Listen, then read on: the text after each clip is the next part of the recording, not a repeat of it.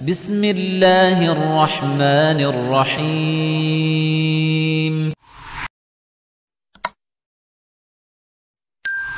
Apa boleh sholat di rakaat ketiga dan keempat setelah Al-Fatihah? Boleh membaca surah lain? Setahu saya tidak ada lagi anjuran. Nabi SAW di dalam hadis Bukhari dikatakan, sholat membaca surah hanya di rakaat 1 dan 2. Rakaat ketiga dan 4 hanya membaca Al-Fatihah.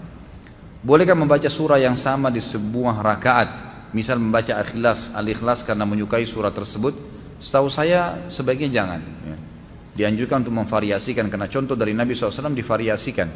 Tapi bolehkah di setiap rakaat kedua saya membaca Al-Ikhlas? Boleh kalau itu.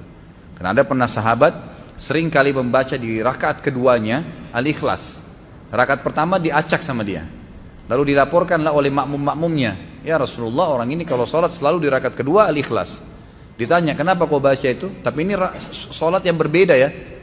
Jadi sholat subuh misalnya di rakaat kedua Al-Ikhlas. Nanti sholat maghrib juga yang suara Al-Ikhlas. Rakaat kedua Isya Al-Ikhlas.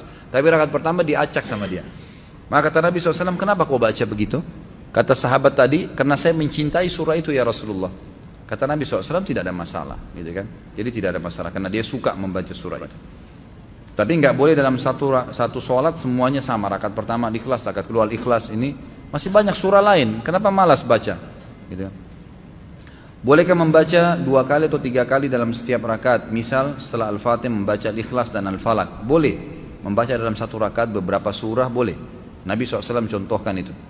Bolehkah membaca suratannya hanya 1 ayat saja, misal Al-Baqarah 102 dan rakaat kedua Al-Baqarah 255? Boleh saja, nggak ada masalah. Tapi ulama menganjurkan termasuk adab membaca Al-Quran adalah membaca sampai selesai kalau ayat-ayatnya pendek. Ada orang Masya Allah, Allahu Akbar, waladhdallin amin, qul Allahu ahad, Allahu Akbar, ruku. Rakaat kedua Allahu Samad, ruku lagi. Nah ini tidak masuk dalam adab Al-Quran, mestinya diselesaikan kalau surah-surah pendek.